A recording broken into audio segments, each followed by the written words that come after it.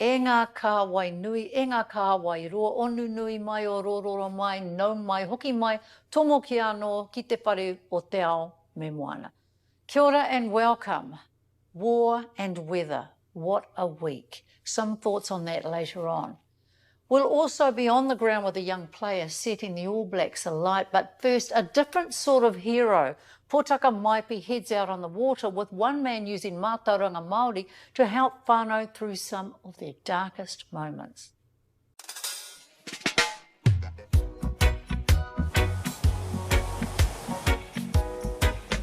Hine Moana rerehua, ngā wai tuku ora o Tangaroa. Our Te Ao started breaking down 7 generations ago, and it's still breaking down. I haven't seen anyone that is focused on building the whakapapa of the Te Ao. Ko Tāmati Stevens, ko te Moana tōna ao. Arā ngā taonga kei roto, engari ka whakarauora i ngā taonga o Tangaroa, ka whakarauora hoki i te tangata. My mum was a school teacher. She focused on our reo, but our reo is not in danger anymore. So how do I further that mahi that my parents have done? Because that's a duty of care. And caring works. Mata pōkore te Te Ao, te moka puna hoki. I struggled a lot with depression and anxiety and stuff, and I had to see all these specialists for all of it, and none of them really helped with anything, eh? Ka tūtaki tēnei whānau no Ngāti Wai me Ngāti Whātua kia hine Moana, kua pūrangi aho te titiro me te whakamiharo ake i te kōrero I puta mai. All these questions that they asked, none of it really stuck with me. I told them I was getting better, but I was really getting worse. And then I came out here, came for a dive with Mātua, took me out, and I really loved it. I was looking for this person that didn't exist anymore, and I was trying to be that person, and I found that realization out here. Te kaumārua marama ki muri I noho ki roto I te pōtiwha, I te mataku, I te kore, ko te whakamomori noiho te ara. Kirsten got hit by a car on year 10, her last day of school, and we didn't know what to do. We were getting help from everywhere. Kua whai kāinga rua, ko te ara whakamomori kua torimi I roto I te Moana. Kua huri te ngākau wiwini ki te ngākau titikaha, te toi maha hā rukiruki ki te wānanga I te Te Ao, ko te ara o Taihoa, te ara haumanu, I nei rā.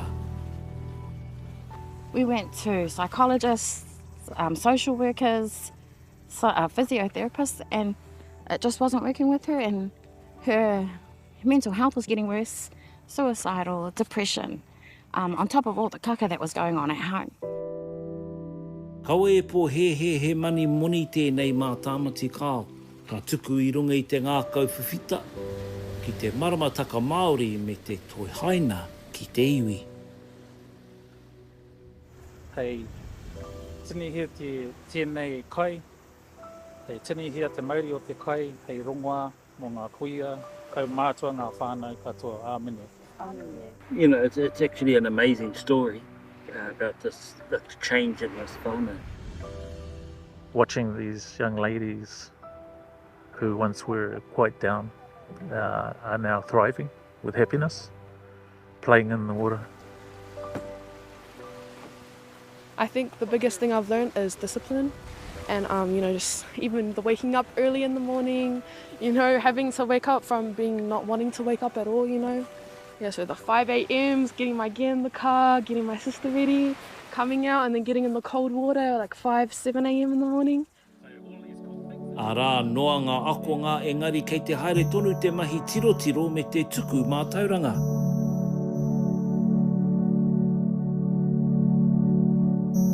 Here what's happening is people aren't getting in the water, so they're taking from the rock pools, which would be the longevity of supply or the reproductive carry on. And then people like me are taking from out deep. And then now there isn't a lot of kina in a lot of the places.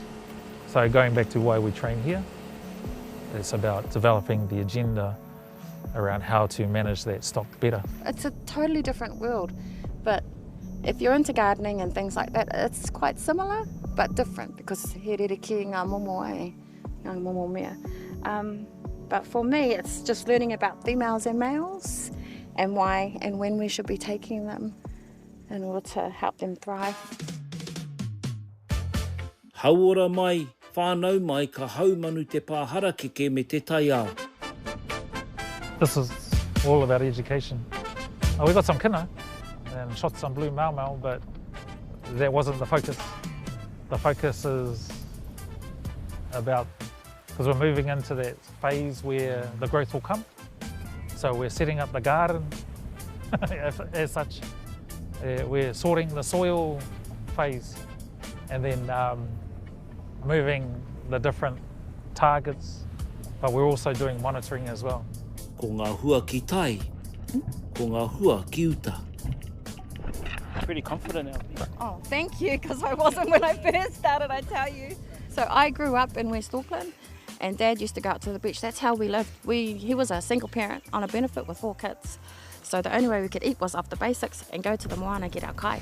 So we used to always go to Cornwallis, and out there, and there was plenty out there to eat. I would see Dad do it. I never got in the water, so I wasn't very confident. Thank you for saying I'm confident, because I was still trying to find myself in there, but I'm a lot more confident. I nā te hua me te wehi mo te whakarauora o Whaia Michelle, kua heke te taumaha me te mate huka, me te mate manoa. Stronger, left my abusive Tāne, told him he stays on the side, he helps where he has to, because it's helped us, it's strengthened us much. I've been quite sick, so I've had diabetes, heart problems, liver problems. I'm now pre-diabetic, don't have liver issues. I've still got the heart, you know, with kids I guess you get that all the time, but you know, it's helped me. It's helped me, I guess, to be a better mum, to be more there for my kids, more present for them. They don't want to just go get kai. You know, these different things that we do around nurturing the tail, building up the tail, growing through just starting with kina, but then koura and other things too, seaweeds. It's fixing them too. If this, I don't like the word fixing, they were broken. I see it all the time. It's just so cool. More to the why. Just more to the why we need to do this.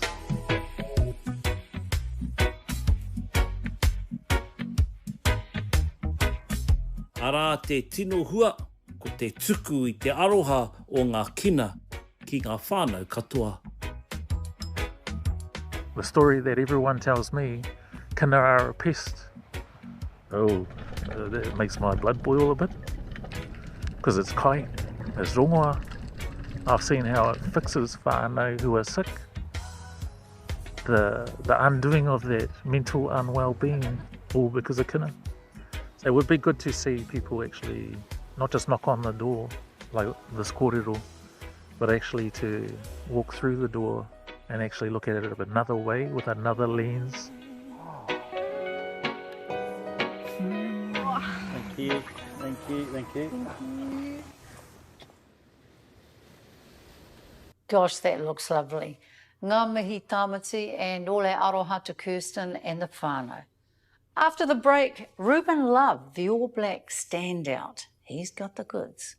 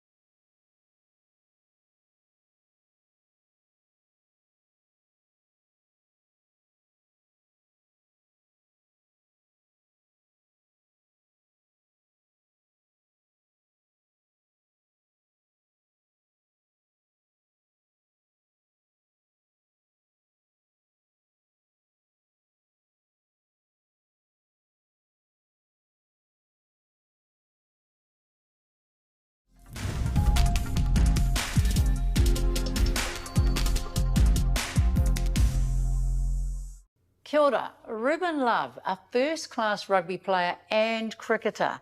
But just as impressive is his humility and generosity, a superb athlete with a real sense of whānau and community.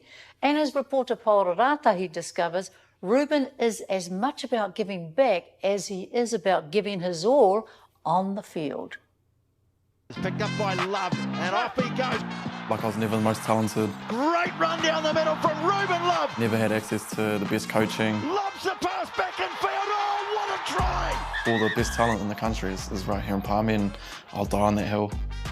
Ko tērā kei konei ia. E rua te kaumātoru o nā tau, ka whai wāhi ia hei ōpango. Ko Ruben Love, te toki, no te papai o ia. Yeah, tell us about Palmy and where you're from in this beautiful place. Yeah, I guess earliest memories from Palmy, I was 12 years old when I moved here, and the house that we're in at the moment was the house that my dad grew up in with his siblings as well, so it was pretty special actually to come here. To Cruden. Nā te hau whiowhio e I whakaawe no tāna tupuranga I Pōneke. No muri atu ka hoki ki manua tū. E te kaumārua tōna pakeke. 10 out from the goal line, and here's Te Ao on the charge. Me and my two best mates, my younger brother, went to the Hurricanes game, and that was the fondest memory that I've got from my childhood to do with rugby. And I think that's where my love for rugby started. I had all the posters on the wall. I got my flag signed and I hung that up for my whole childhood. You know, like stuff like that. I was always around rugby growing up with my parents, and always supported the Hurricanes because I grew up in the region. Ko nā pūkinga rau me tōna tere taika ana āhuatanga motuhake. Ruben Love. Engari kaori pe e ohorere ana. I te mea ai ko mātene Love tōna pāpā. E pau no te tima o Pango Māori Rongonui. A lot of family history here, like my father, my uncle, they all came through school here. He wāhanga nui te whānau no te takenga o te rāwhiti o Manawatu. Palmy was where I first got behind the wheel, you know, my first fight, my first kiss, all that kind of stuff. You know, this is home for me and where I learned my life lessons, so I feel like this is where my roots run back deep. He karaka māua, kaore I kitea ōna pukinga I te timatanga. Engari, ka tahi rā ia ka whakapiki ake. Ko e te kaitākoro tuatahi e whai wāhi atu ki te kapa whutupaoro Māori. E te kaumāwaru te pakeke me te taha kirikiti I te tau 2000 te kaumāwaru. So I was never good in high school until my last year. It's where I kind of got a bit bigger and put on some size, but I was always the smallest kid. I just worked my ass off. There's a bench press in that garage out there trying to beef up and just drinking milk and all that. But playing for the first 15 was like playing for the All Blacks for me at the time. You know, that was the biggest thing in my life. It was just like, whoa, my dad played for them, my uncle. And in my last year of high school, I got to play with my younger brother, Logan. And that was probably one of the most special memories that I've got from the first 15 was winning the Paulson banner against Napier in 2019. I was by no means the most talented in my groups. There were so many kids that had all the skills. A lot of them didn't have the encouragement or, I guess, the opportunities to push on. And Ko tāna whakaurunga tuatahi ki te kapa Wellington Lions I te tau 2020. He has scored on debut. Ā, ka uru atu ki ngā haua whiowhio I te tau 2020. Finally, now here's Love having a go, showing his pace. Ka mutu, ka uru ki te kapa o Pango Māori I te tau 2020. Ruben Love. Hei whakatua nui I te katoa, ko tāna whakauringa tuatahi ki te kapa o Pango I te tau 2024. Try has scored. Ruben Love on debut. Ko te nui o te whakamihi, he nui tonu tērā. Kaore a Ruben e ware ki tāna ōroko hanga mai. I wāinga I ngā haipapa hei kaitākoro o Pango, ka hoki ia ki te papai o ia.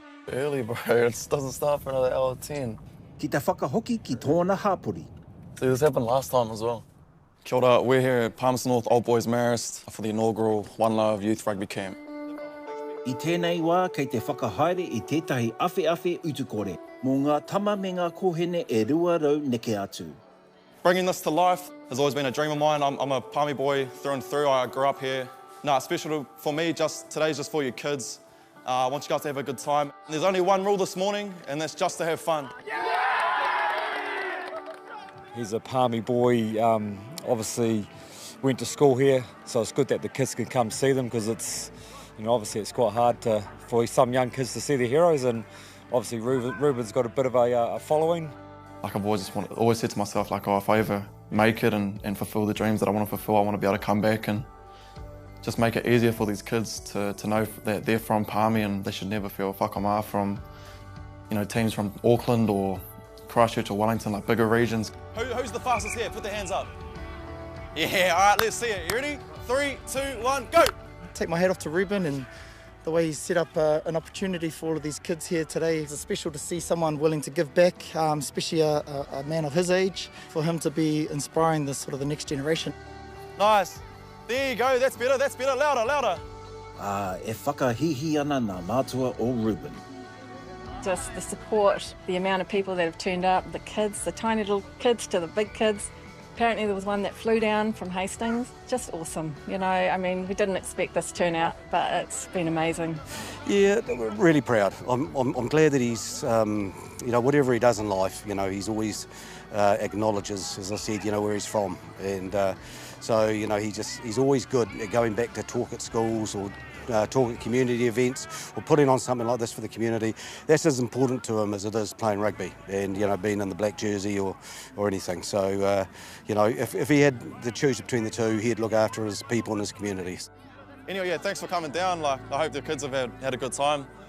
There's no hidden agendas or motives. I just want these kids to have something that I never had growing up. So, all right, 6, 7 on 3. 1, 2, 3. Today we've had the chance to be around your whānau today. How much has their influence been in your upbringing and the man you are today? Massive.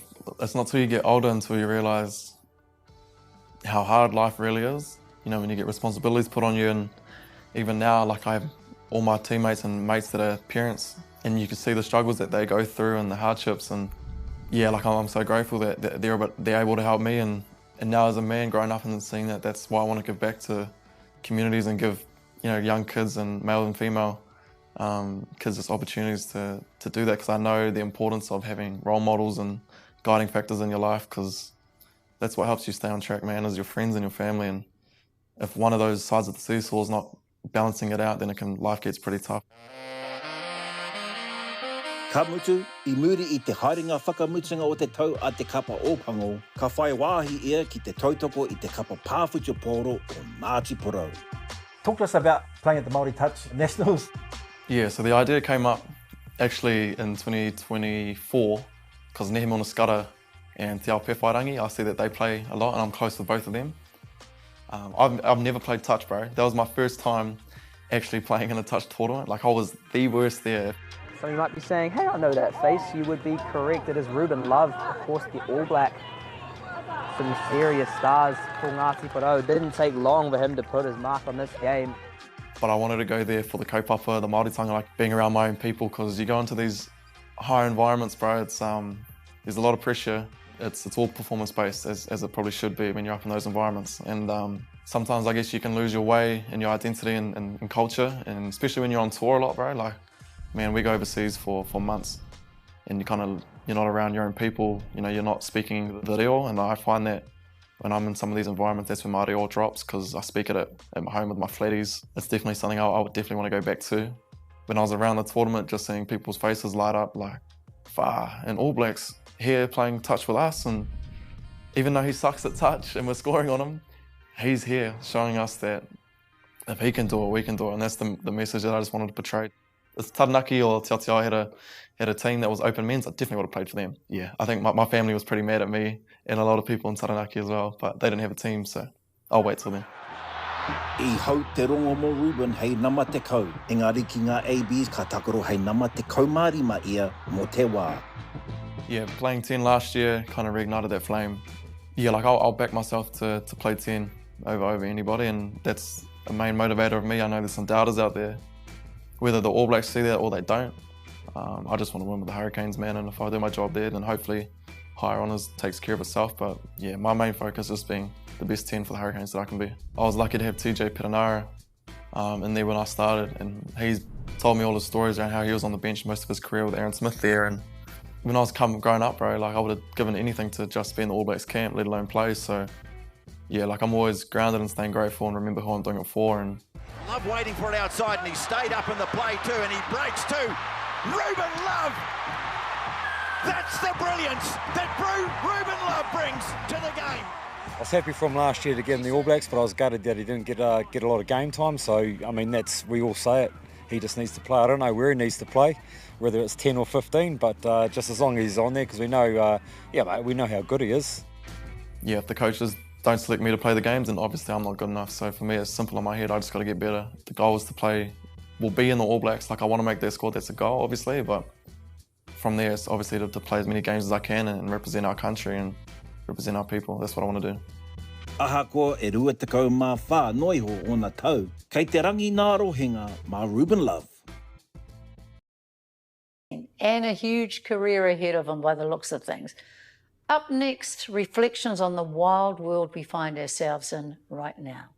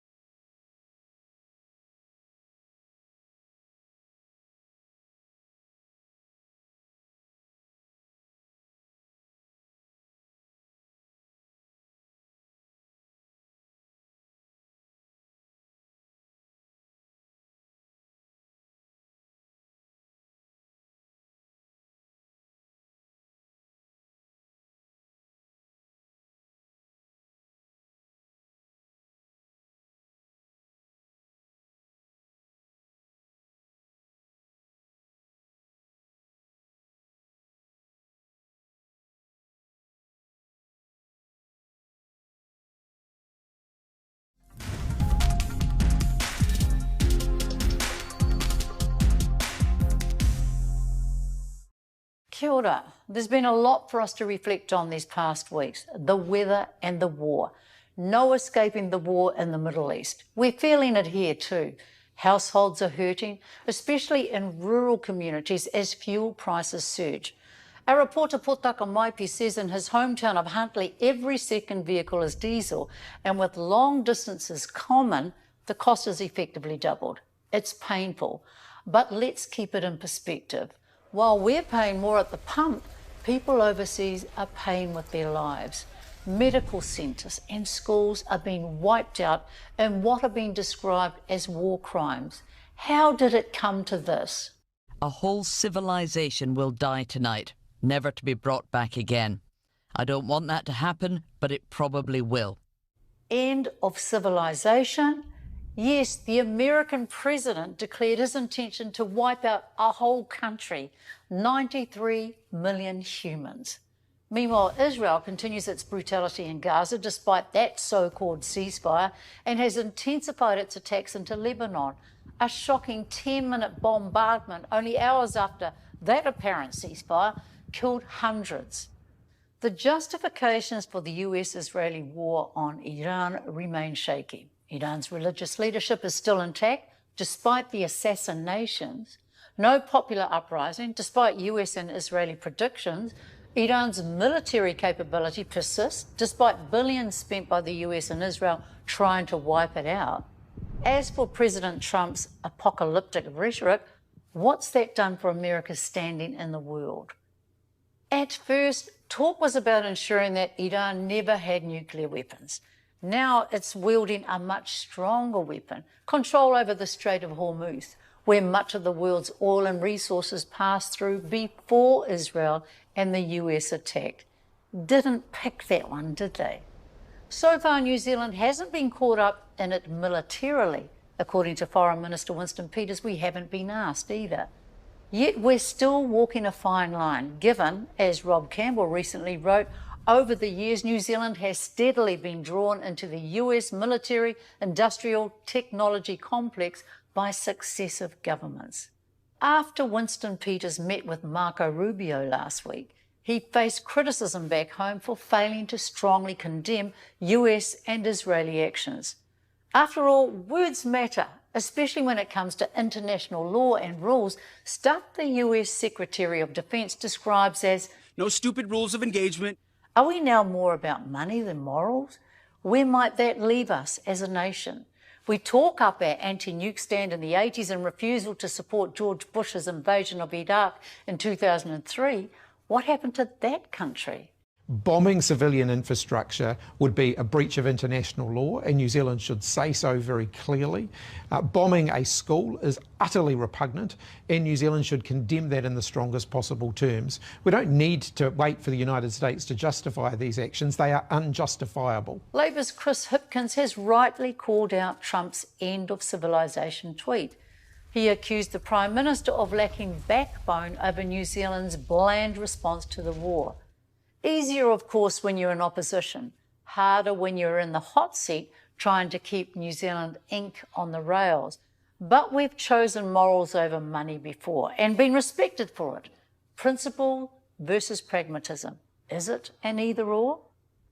Helen Clark was the last Prime Minister to stand up to an American president. I reached out to her. She said New Zealand should have spoken out on the illegal attacks by the US and Israel on Iran. That as a small country, we rely on the upholding of international law. Without that, we would live in a lawless world where might is right. That the least New Zealanders should expect from their government is that it will be a voice for rule of law globally. Finally, tonight, we join with so many to pay tribute to Sharon Hawke, Ngāti Whātua ki o Rākei, daughter of Rene and Joe Hawke. She was arrested as a 16-year-old during the Bastion Point occupation, no doubt shaping her as an activist, health advocate, a wonderful vocalist, and for 16 years, one of the few female camera operators around. Sharon was fun, feisty, and looked very fab the last time I saw her. Loved by many, it would have been her birthday today. E taku pōhoi tōroa, kua rehua nei e te kohu, takoto mai. Taku tōroa I ngoingo I taurā, ki te au o te moana takoto mai. Kei taku kāhui pōkere, kua ngaro nei, kia au, kia au, kia au tō moi. Pōmari e.